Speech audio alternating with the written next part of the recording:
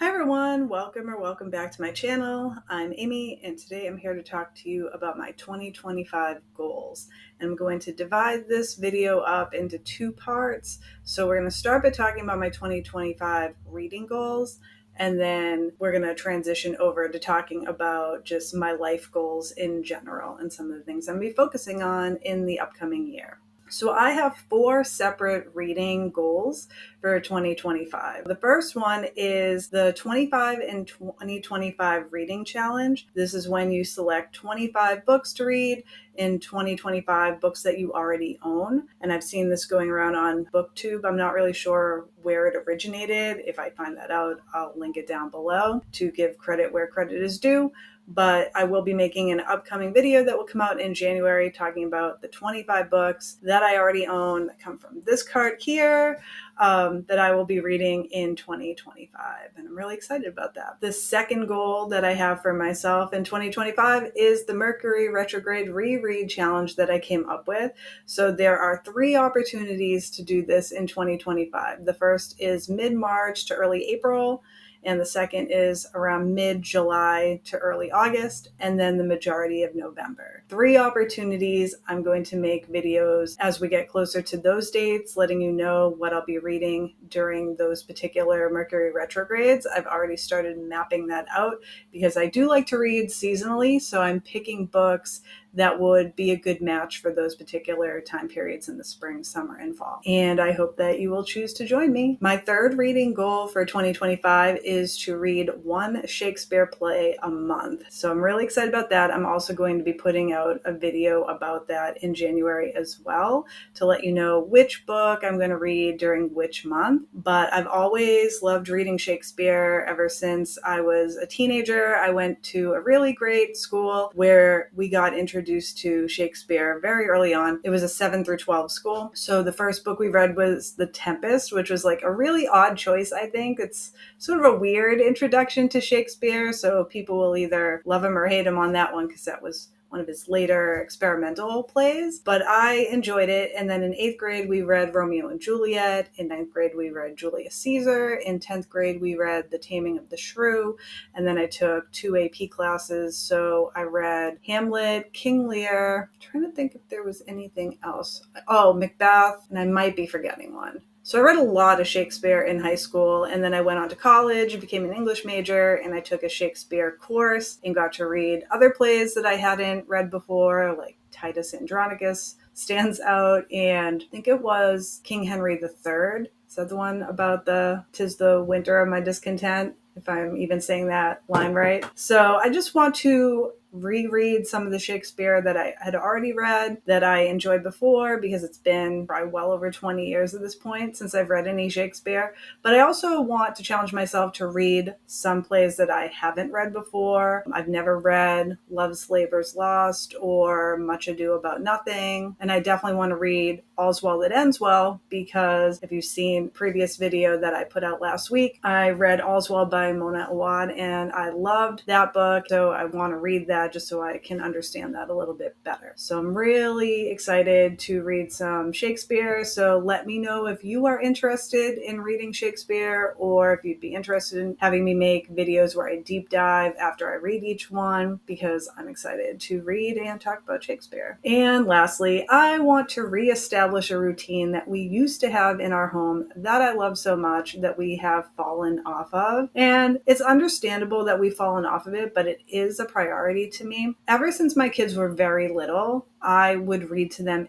every single night. We just read together, so many books. It's just one of my favorite parts of their childhood is just all these memories of us just hanging out in my big bed, kid on either side, reading a book together. And we'd always read for about 20 minutes. And then we also had over the summer just like 20 minutes of reading time where they had to read on their own. But we've just sort of fallen off because my oldest child is a teenager now. He definitely doesn't want to be listening to mom read out loud. And in 8th grade is typically where kids tend to feel that books are boring and gaming is more fun, or hanging out with your friends and all those things. So we've we've just sort of fallen off of that in a big way. I'm still reading, obviously, but the rest of my family not so much. And it is something that I value and want to instill in them. And they did get some really awesome books that I know would appeal to them for the holiday season. So I would like us to just get back into setting aside 20 minutes in the evenings as a way to unwind, get off the screens a little bit earlier. They can, read in their rooms or whatever, but just 20 minutes of reading. I think it makes a really big difference in the lives of kids for so many different reasons. I'd actually like to make a video about how to establish healthy reading habits in your kids and why that's so important, just in terms of like what I've seen as both a parent and as a teacher. I feel like there's a lot of evidence that supports how beneficial reading is. And I just want to maybe make a video about what my experience has been with raising two readers, even though we've fallen off a little bit there. And we'll see how it goes. But I feel like if you can get them past the sort of like middle school reading slump, not that I read that much in high school either, to be honest with you, because high school is such a busy time. It's very hard to read for pleasure when you have to read so much for your classes. So I know that I also dipped off, but I never lost that love of reading. And I don't want my kids who have always loved reading as well to just never pick up another book again when they become adults. That would make me so sad. And there's other ways that we kind of sprinkle in reading as well that I can talk about in that video. So yes, that's a big priority for me this year. I'd love to know, like, if you have kids, are they readers? How do you go about instilling that love of reading with them? And yeah, give me some ideas for how I can get them back into reading again. But I don't think it will be that hard because they already really enjoyed it. They just have to remember that and have some time set aside for them to do it. I want to talk about my 2025 life goals, and I've been doing a lot of reflection on this. I'm actually going to be putting out a video on Wednesday of this week because moving forward, I would like my content to be book related on Sundays and then sort of more life related on Wednesdays. So I'm going to be putting out a video this upcoming Wednesday on my word of the year and how you can go about finding your own word of the year, why you might want to work with the word of the year. So if that sounds interesting, definitely check that one out. And if you're liking this video so far, please consider giving it a like and subscribing to help my channel grow. That would mean so much to me. Yeah, my big goal for 2025 isn't really an external goal. And that's a big shift for me because when I was doing all of this journaling, I realized that I'm someone who tends to chase a lot of goals. Most people would consider me to be a very intense, ambitious person. I have done a lot in my life. I am proud of that, but at the same time, it can be a little bit tiring, a little bit overwhelming. And what I discovered through reflecting and journaling is that chasing external goals, even if you achieve them, doesn't always give you the feeling or satisfaction that you think it will when you get to that end result. And what I realized is I really want to appreciate and have more gratitude for what is already in my life rather than constantly chasing more and trying to just get better, faster, stronger. I just want to actually find more peace and comfort in my daily life and not be so focused on chasing after things and making them happen. I think there's a time and a place for that, definitely. But I'm also in my 40s now, and I just realized that the chasing of goals can become this never-ending hamster wheel cycle, and that can be fun sometimes, depending on how you approach it. But for me, I really want to be less about the outcome and more about the process and more about slowing down and enjoying my day-to-day existence a lot more because I have a lot of job-related stress and it's somewhat impacting my health right now. So I am trying to sort of work on stress management in 2025 as well. So I feel like for me, slowing down and just getting more present and really enjoying the people who are in my life, the people that I love the most, and enjoying how I'm spending my time and my energy every day and just getting more purposeful about that. I think that's going to be the biggest thing that I can do for myself in 2025. And that feels a lot better than, oh, I'm going to do this, go here and do all these things and make this happen because I already have a home, I have a marriage, I have children, I have a job, I have hobbies, I have friends, I have a lot, and I want to feel more grateful for those things and more in a state of appreciation than constantly complaining about work stress or about all these other projects or things that I want to make happen. I just want my day-to-day life to feel more peaceful, more loving, and just have that feeling of appreciation. That being said, in order to be in alignment with that type of goal, I really want to become someone who is able to establish healthier habits and routines, to be a person who does small, consistent steps every day, has more of like a practice and more of like daily rituals than someone who does things in big, very infrequent, sporadic bursts, we'll say, for long periods of time. And then that just leads to burnout and overwhelmed and feeling totally frustrated. So I'll give you an example from this week. So one of my goals for 2025, this is a good segue into it, is going on a decluttering journey. I have a smaller home. It's modest size, but my sons would like to have their own bedrooms. They've always shared a bedroom. There's nothing wrong with that, but they are becoming teenagers now. So they'd like their own space, but we have one of those bedrooms has become sort of like a junk room. It started off as like a hangout room where people could, watch TV and relax and read books. But over time, like more and more things have been accumulated in there and it's just not really sustainable. And I realized like, oh, I really want to go on this decluttering journey and just have more peace in my home, take better care of my home, which is great. But I ended up the other day getting into a hyper-focused state where I seriously deep cleaned one of my bathrooms and started massively decluttering and deep cleaning this. Like, I have a linen closet that like stretches out throughout the smaller hallway that connects the bedrooms. 7 hours, friends. 7 hours without adequate breaks. I might have taken like one break for lunch, but I wasn't really resting during that break in an appropriate way. So by the third time scrubbing my tub with baking soda and hydrogen peroxide and all of this stuff, even though it wasn't even that grimy, but I wanted it to be like pristine like it was when I completely had it installed. I was in tears. Like, my husband came up to check in and I was just crying, being like, I still can't get it to be the way I want it to be, and just completely fell apart. And then realized it's just because I was exhausted. It's because I had overwhelmed myself by doing something difficult for 7 hours without adequate breaks, and it just didn't make sense to me anymore. Like, I don't want to be that person anymore, and that's how I am in a lot of the things that I do in my life, where I will just get an idea, and this is part of my ADHD. I will go into a hyper-focused state that can last a day like that or longer. Some of my hyper-focused priorities can last anywhere from a month to 6 months, maybe a year, like when I was training for a half marathon.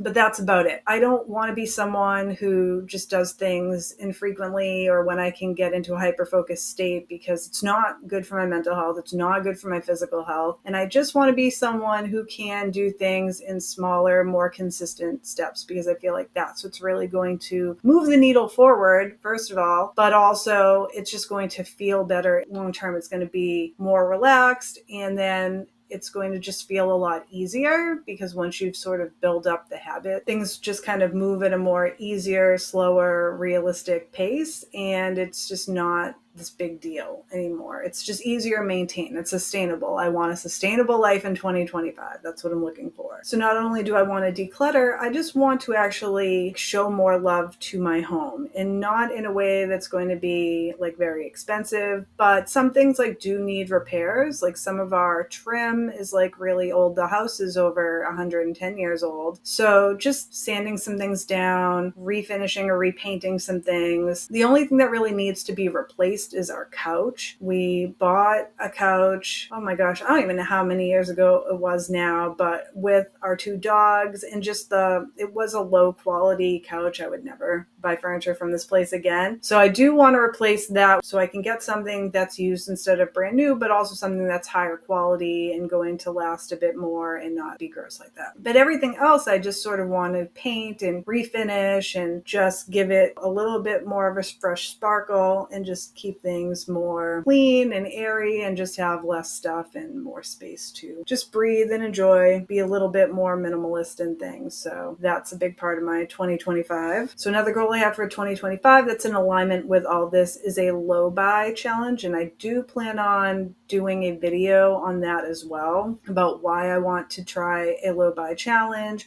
Not that I spend a ton of money on things actually, because most of the stuff that I'm trying to declutter from my life right now are things that I've accumulated over many, many years and are things that were given to me by other people. And then I keep them out of either a feeling of obligation, or I have a lot of like uncomfortable feelings of things going to landfills, or like where can I send certain things to be donated if I can't just send them to my local thrift store. So I have to kind of like work through all of that. But the low buy challenge I was sort of inspired on because in 2024, when I started this channel, I realized that my reading habits, including my reading buying habits, sort of changed. And I'm going to talk more about that in the video. But thinking about how YouTube has sort of changed my book buying habits and some of my reading habits in general for better, but some of them for worse, has sort of inspired this no buy challenge as well. So a whole separate video will be coming about that in January as well. And lastly, I've been inspired after reading this book, 29 Gifts by Cami Walker, How a Month of Giving Can Change Your Life. I actually want to try the 29 Gifts in 29 Days challenge. So it's sort of interesting. Now, this was a library book, and it was meant to be mine, I guess, because one of my children accidentally spilled hot chocolate all over it. So I did buy a replacement for the library. And yeah, I don't feel bad about, what happened. It was an accident, but also I do feel like it happened because this book was actually meant to stay with me. And this book was very interesting because, first of all, I picked this up at the school library at the school that I work in. And I had been talking to my friend, the librarian, who she also has MS, and the author of this book has MS as well. And we were just talking about her journey with her challenges with MS, how she got diagnosed. And I was sort of asking also to kind of get an idea of what I might expect in my rheumatology appointment next month.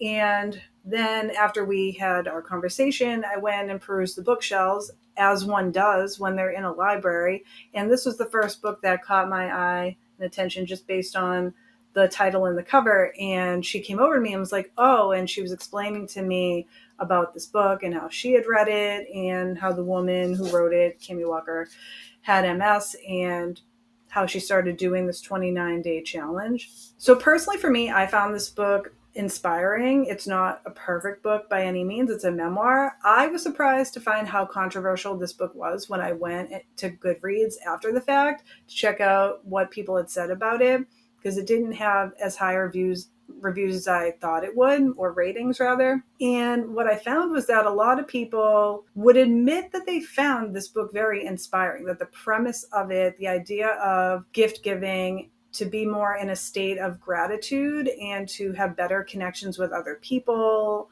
and just all of the benefits of giving and just how it, it helps the person who is giving, but it just creates a better world overall when we are in a state of giving. And I found it very interesting to read about the gifts that she gave and about the lessons that she learned through giving.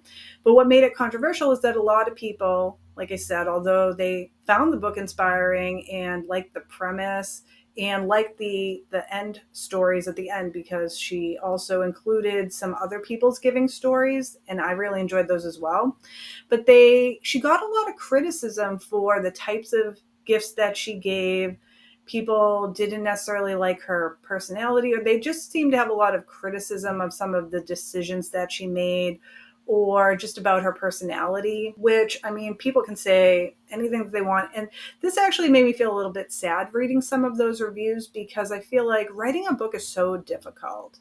And I can imagine writing a memoir to be even more difficult, because you're writing about your own life and you're putting that out on display for people to criticize. So what people were mostly criticizing is that they felt that she was a bit too whiny on one hand about her MS, which I don't really know how one could be too whiny about having MS, because that's, a real challenge. She had a lot of physical symptoms that were really hard to deal with, and walked with a cane, and just so much issues with her mobility. and the amount of pain that she was in. So I saw a lot of criticisms about her being whiny, but then also being very self congratulatory about what she was giving and what she was doing, and also criticizing the types of gifts that she gave. And people felt like she should have given more, or that some of her gifts were kind of lame. For example, just one of them was like when she was able to actually like wash the dishes for her husband, who had been like picking up a lot of her slack, but she had really been like held up for a while. She was so sick that she had to quit her job and couldn't actually like, she could barely walk, let alone like take care of her house. So when she was feeling healthy enough to actually help out around the house as like a surprise for him, I didn't see that as like a meaningless gift, but a lot of people had criticism about that. They also had criticism about some of the things she was talking about, the challenges she was facing financially, while still talking about the things that she was doing in her life living in Los Angeles, basically criticizing the way that she was spending her money. I mean, once again, anybody can criticize anything that anyone does, especially when you're putting your life out in a book. But I felt like, you know, whether those criticisms are fair or not, I think it's a little bit harsh to judge another human being who's just trying to share something positive with the world, and also someone who's really struggling with their mental health, and she had also struggled with addiction. So I felt like the criticisms weren't necessarily about the book as or even the writing of the book as much as it was about her as a person, and I was a little bit taken aback by that. I would still recommend this book. However you feel about the author is up to you, but it definitely inspired me to want to try this out because my mom is a really generous person. I really admire that about her. And being a generous person, I'm not just talking about in terms of money or physical gifts, but of time and energy. I am not really the most generous person in the world, and it's something that I've really wanted to work on. It's something that I want to be a bit better about, not because I'm hoping that in doing the challenge I would receive more, but just for the practice of being more in connection to other people, feeling more in service. Not that I'm a teacher and teachers are constantly giving of their time and energy, but you are getting paid to do that. It's still a job, but looking at ways of just being more at service and being more selfless, a more giving person, that like really appeals to me because it doesn't come naturally to me, and it didn't come naturally to the author of this book, and I found that to be very relatable. So I mean, we all have, you know, character things that we're working on. After I'd read the book, I felt sad because I looked her up to see about her website because she had 29gifts.org, and I saw that it was no longer in service. So I looked up her social media, but unfortunately, Kimmy Walker died in 2020. I'm not sure why. I did read her obituary, but it was interesting because she also gave birth to a son, and I gave birth to a son in 2013. And it just makes me sad knowing that there's a boy my son's age who also is without his mother now, and just things like that. And I feel like, you know, what a legacy that she did leave. And I know that from reading this book and just reading some things on social media that, you know, she wasn't a perfect person and she struggled in her life in a variety of ways, but I think we all do, and we're all flawed individuals. Nobody is a perfect person, but what a gift to like leave this and to know that, you know, she tried her best to take a challenging situation that she was given with MS and, you know, try to infuse some positivity in her own life and share that with other people. I think that's a really important legacy that she's leaving behind, and it's just inspiring me. I'm probably not going to talk too much about this in the future. I think this is something that I'm just going to do privately for myself. But, you know, if you haven't read this book and it sounds appealing to you, I would definitely give it a shot. And I'm going to reference it throughout the year for myself and just see how it goes. But I'm excited to try that out in 2025. So those are all my goals for 2025. Thank you for watching, and please let me know in the comments below what your goals for 2025 are. And thanks for stopping by. I'll see you next time. Thanks.